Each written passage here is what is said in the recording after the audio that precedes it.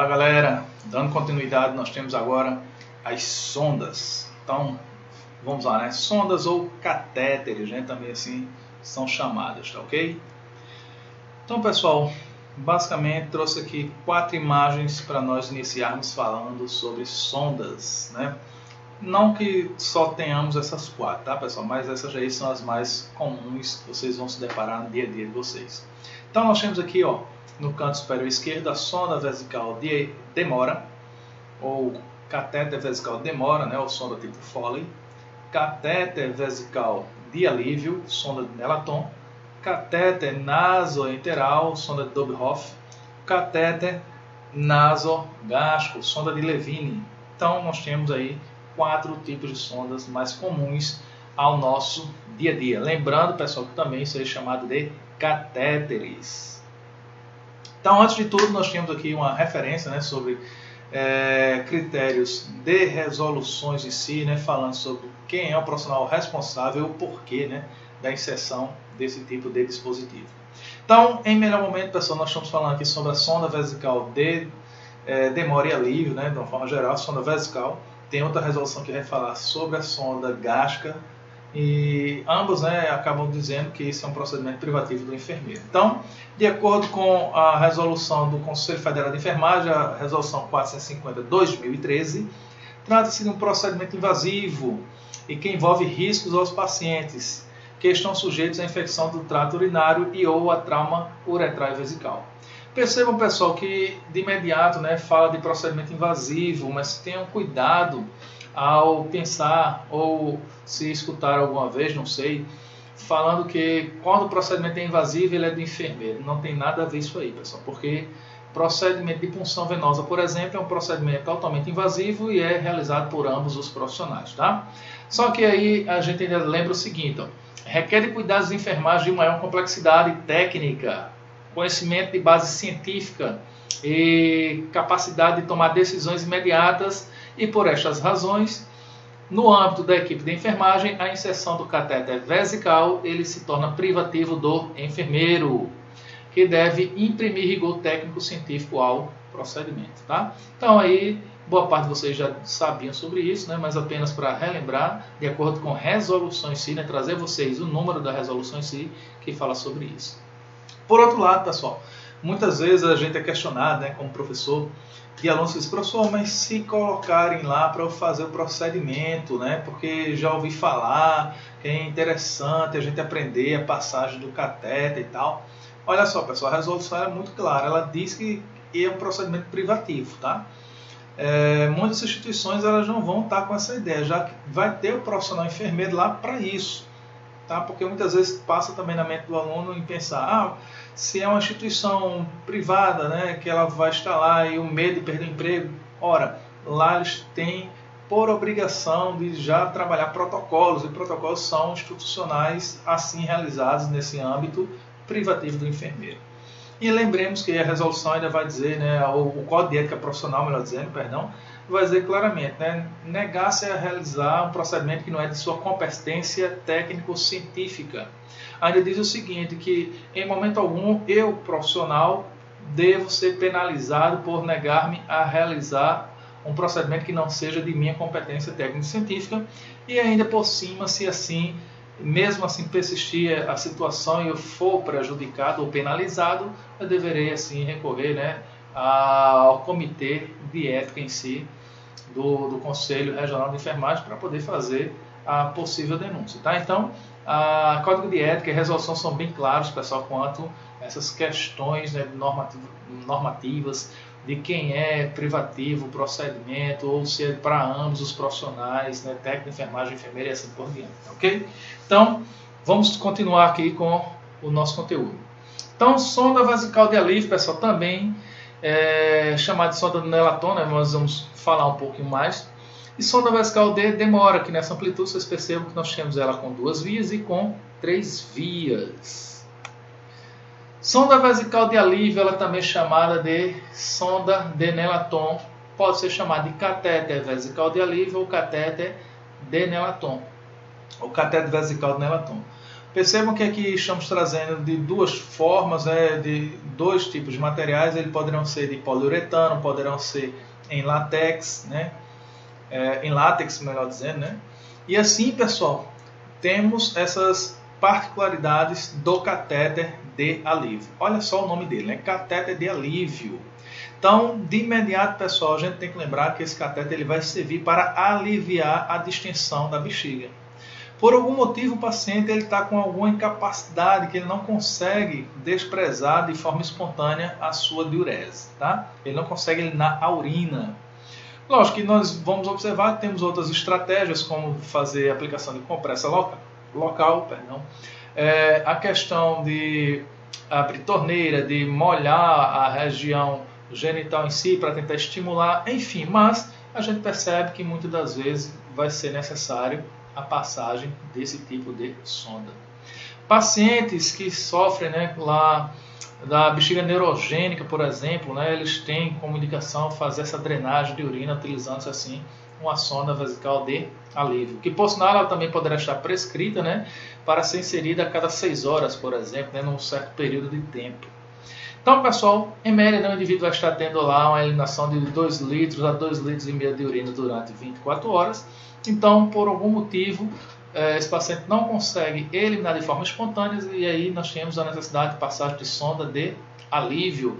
Há um exemplo tradicional nosso, que é o caso que chamamos de bestigoma, Está lá a bexiga cheia, formando aquele globo vesical, aquela bolinha na região hipogástrica. E aí, essa necessidade vai ser fiel de passar esse tipo de sonda. Lembrando, pessoal, por mais simples que seja esse tipo de catéter, ele deverá obedecer as mesmas normas e regras para inserção de catéter na região em questão, uma vez que essa região do canal da uretra até a bexiga é uma região estéril, a bexiga é uma região estéril. Então, tem que seguir o mesmo protocolo, tanto para a sonda de alívio quanto a de demora, que nós iremos comentar mais adiante qual é esse tipo de procedimento, tá ok? Então aí, sonda vesical de alívio, catéter vesical de alívio ou sonda ou catéter de Nelaton. Nós temos aí também a sonda vesical de demora. Esta, por sua vez, como o próprio nome já diz, ela vai demorar, no canal em si, em direção à bexiga, ela demora um período de tempo maior. Lembrando, pessoal, que o catéter vesical de alívio, ele também é chamado de catéter intermitente, tá? E esse outro catéter que nós temos aí é o catéter vesical de demora ou catéter vesical de Foley, que é um catéter permanente, tá? Tem essa diferença também. O de alívio ele é intermitente e o de demora ele é permanente, tá? Temos aqui a bolsa coletora, que ela vem graduada em ml, que toda vez que formos desprezar a diurese, nós temos que fazer a observação de quantos ml está tendo aqui antes de desprezar a diurese, além de observar a coloração e o aspecto dessa urina para poder fazer as nossas anotações de enfermagem, tá ok? Então aqui o coletor do sistema fechado conectado à sonda vesical de demora. Nós temos aí, pessoal, a referida sonda, sonda vesical de demora e a sonda de Owens. Algumas literaturas, algumas publicações trazem lá como sonda de Owen.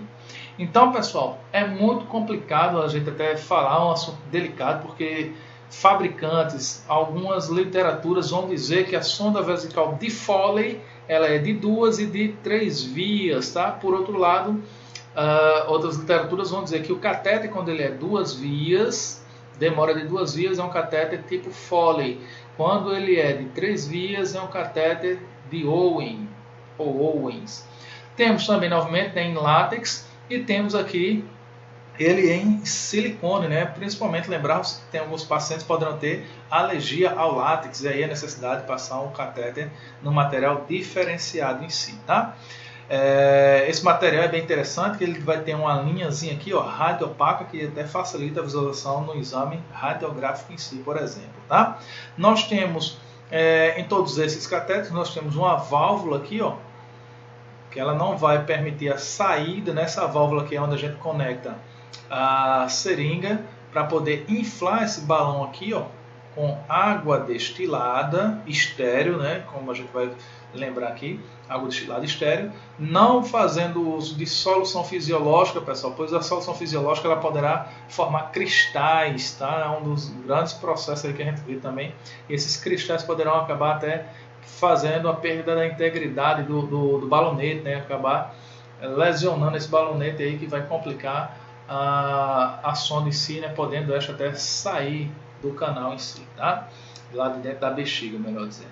Então, pessoal, aqui nós temos a sonda vesical de Demora, né, catéter vesical de Demora, sonda tipo Foley e aqui a tipo Owens.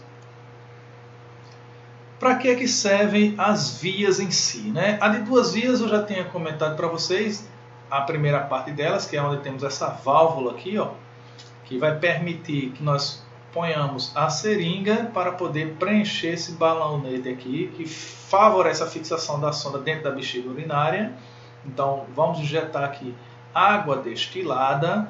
Lembrando que aí o fabricante das sondas, de uma forma geral, ele diz lá que poderão ser introduzidas 30 ml para preencher o balonete, mas geralmente vocês vão ver no dia a dia que são inflados 10 ml de água destilada dentro do balonete em si para fazer a fixação da sonda em si, tá? Então está aqui a seringa conectada na região onde temos a válvula para poder inflar o balonete depois da sonda ser inserida pelo canal da uretra até a bexiga, favorecendo assim a sua fixação, tá? Então, em ambas as sondas, onde tem a válvula em si, vocês vão perceber que a via é uma via onde tem uma coloração, sendo ela vermelha, azul, amarela, verde, cinza, branca, dependendo da numeração dessa sonda em si.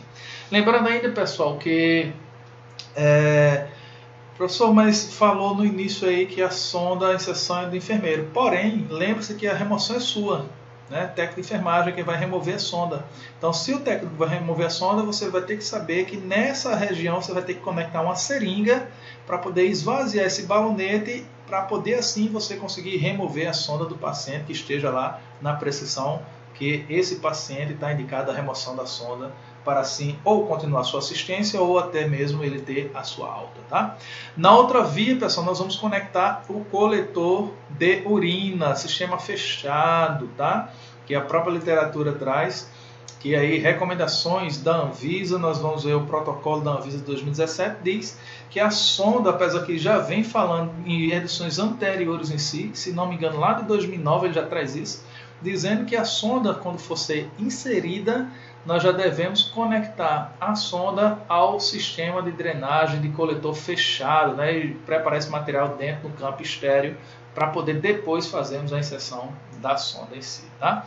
Então, temos aqui onde vai ser conectada a seringa para preencher o balonete e essa outra via para conectar o sistema de drenagem. Na sonda de 3 vias, sonda de Owens, nós temos aqui uma terceira via para conectar um equipo de soro, né, soro fisiológico vai estar sendo colocado aqui para poder fazer a irrigação lá da região, principalmente quando os pacientes fazem cirurgias, né, de próstata em si, né, a prostatectomia.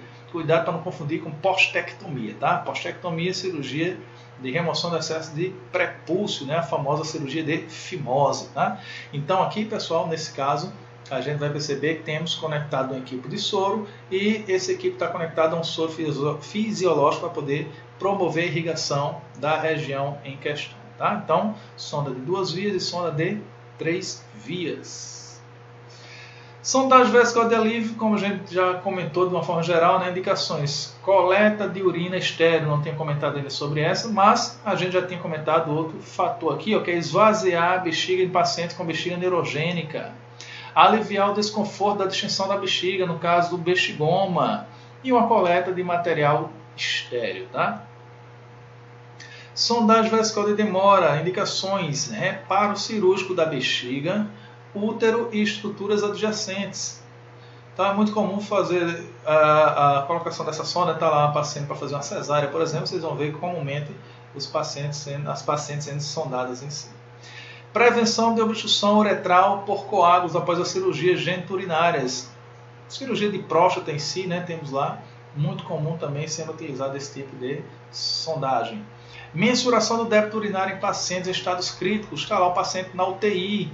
A gente temos que fazer o balanço hídrico desse paciente. Então, a gente anota tudo que ele está recebendo, seja por via oral, por via endovenosa, e nós vamos conseguir fazer um contraponto com o que ele está eliminando através das anotações, quando nós vamos eliminar, né, a urina que está dentro da bolsa coletora. Então temos aí como fazer esse controle em si, tá? Mensuração do débito urinário em pacientes críticos, ok? Irrigação contínua ou intermitente da bexiga. Novamente a gente vai lembrar das cirurgias de próstata, né? Então, pessoal, local de fixação da sonda vesical de demora, tá? De acordo com o protocolo da Anvisa, ele diz que isso aqui não é nada interessante de fazer, tá? Então, não é muito interessante você fazer essa fixação aqui. Lembrando, pessoal, que isso aqui é uma sonda vesical de demora, né? Um paciente com cirurgia de próstata, como eu falei para vocês em outro slide, uma via fica conectada para a gente conectar a seringa, a outra via para drenagem de urina, essa urina está sanguinolenta em si por conta das horas iniciais após a cirurgia, e a outra via está vindo aqui uma equipe de soro para poder fazer irrigação do local em si, tá? Mas aí nós temos a fixação da sonda, tá?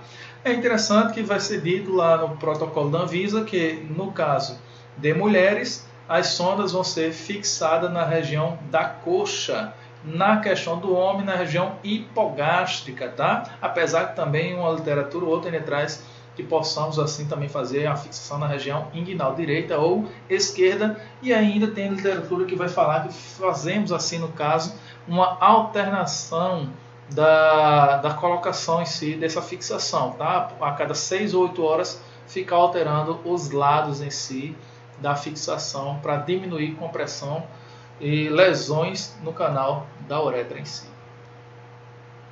Nós temos, pessoal, algumas particularidades, tá? Alguns pacientes eles acabam tendo problema de hiperplasia prostática, né? A próstata está aumentada e essa próstata aumentada acaba diminuindo a luz, né? O lumen do canal da uretra, né? Uma vez que essa sonda está sendo inserida pela uretra em direção até a bexiga.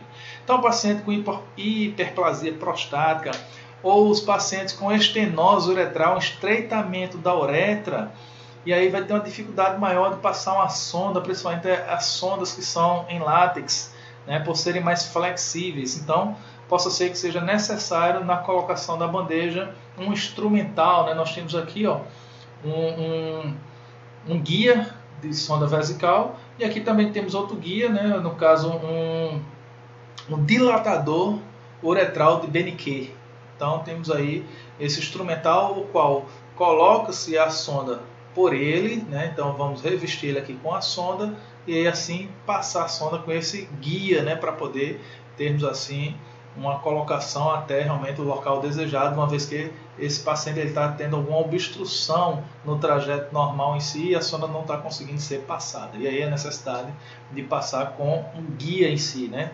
Então, dilatador uretral do Benneke, e aqui nós temos o guia de sonda, né, de Foley em si, como alguns fabricantes trazem aí no mercado para ser utilizado, tá? Material para sondagem, pessoal. Nós temos aqui o sistema coletor de drenagem juntamente com as sondas, tá? Mas fora isso, pessoal, será necessário também as luvas cirúrgicas, tá? Já que é um procedimento estéril. Luvas de procedimento. Às vezes, alguns estranhos quando a gente fala que precisa sim de luvas de procedimento, mas vale lembrar o seguinte: luva de procedimento no tocante para fazer a higiene do paciente antes, né? Temos que higienizar o paciente, a higiene íntima antes.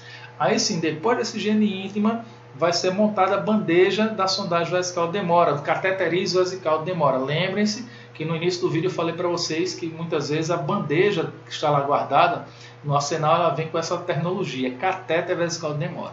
Essa bandeja, pessoal, o que é que vai ter dentro dela? Vai ter um campo estéreo, tá? Com orifício no centro, que é o campo fenestrado. Recomenda-se pela Anvisa que esse campo fenestrado seja um campo fenestrado aberto em si, né? Então ele tenha uma abertura em si. Fora a abertura central, ele tem outra abertura para facilitar a remoção dele após a passagem da sonda. Vai vir uma cuba redonda, uma pinça longa. Caso não venha essa pinça longa, você vai procurar uma pinça longa à parte. Alguns materiais falam lá pinça de Cherron, mas não existe apenas a pinça de Cherron, né? Temos outras pinças longas que poderão serem utilizadas em si, tá? Mas tá lá a bandeja. Campo fenestrado, pinça longa, cuba redonda. O que é que eu vou acrescentar ainda dentro dessa bandeja? Abro a bandeja na técnica correta, posiciono o paciente, no caso do sexo masculino, em decúbito dorsal, se é do sexo feminino, decúbito ginecológica, né, posição ginecológica.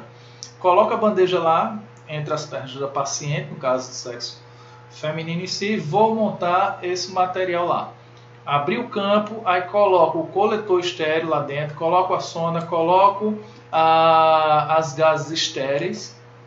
Então já preparei a bandeja como um todo. Xilocaína gel, né? Eu poderei pegar essa xilocaína e colocar numa gase, alguns dizem isso. Só que, pessoal, a xilocaína gel colocando numa gase, ela vai, teoricamente, chegar a passar pelas gases em si. Então, como o técnico de enfermagem está lá para auxiliar, então ele poderá desprezar no dorso da mão enluvada do profissional com cuidado, né, na técnica correta, para assim o profissional seguir a passagem da sonda, tá?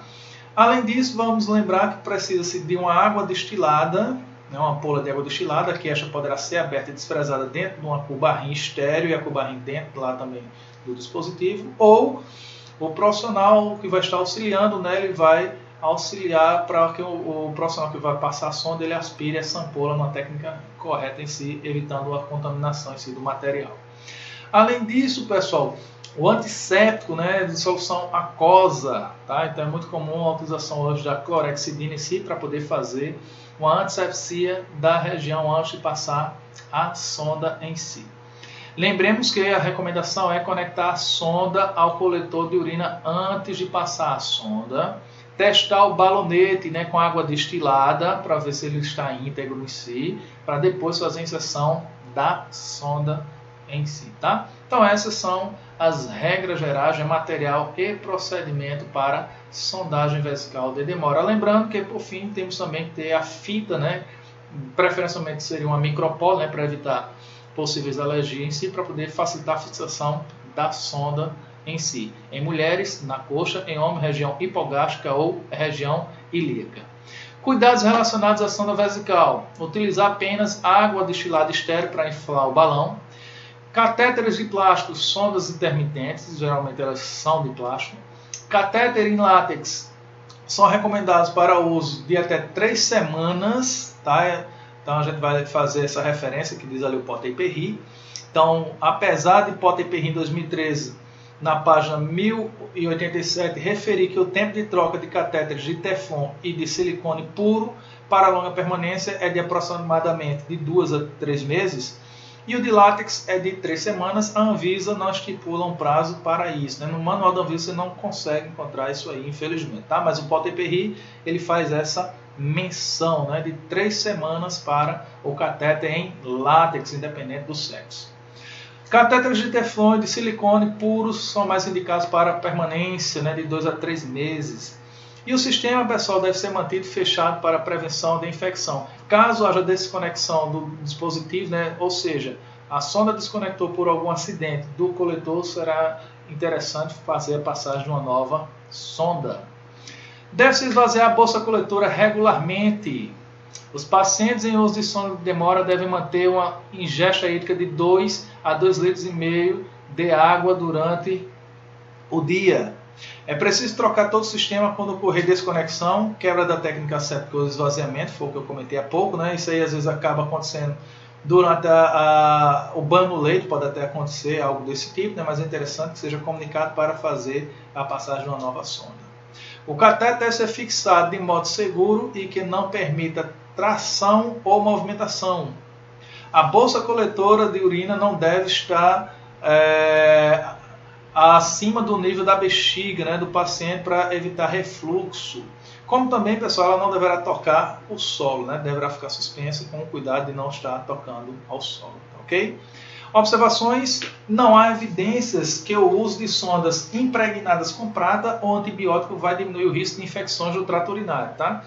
Não realizar a irrigação do catéter com antimicrobianos, nem usar antissépticos tópicos ou antibióticos aplicados ao catéter, uretra ou meato uretral, que às vezes a gente escuta ainda alguns profissionais dizendo, né, que deverá fazer uma higienização dessa área diariamente, tá? Com essas substâncias.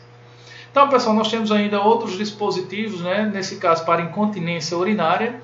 Então, o paciente, às vezes idoso, ele sofre uma incontinência, ou também o paciente precisa ter uma drenagem e para diminuir o risco de infecção, podemos fazer uso desses tipos de dispositivo. Alguns acabam chamando o dispositivo pela marca, né, pessoal? Mas aqui o nome é dispositivo para incontinência urinária. Então, acabam chamando, vá buscar lá o Uropen, mas perceba que temos o Uropen, nós temos o Uritex, nós temos outros dispositivos, então o nome do dispositivo na realidade é chamado de dispositivo para incontinência urinária. Alguns têm lá da marca Juntex, né? Não sei nem se esse aqui seria dessa marca, tá? Mas Juntex, ele é marca do material em si. O nome é dispositivo para incontinência urinária, tá ok? Então, pessoal, a gente dá uma pausa agora nesse momento desse vídeo e iremos continuar com as sondas gástricas em si, tá?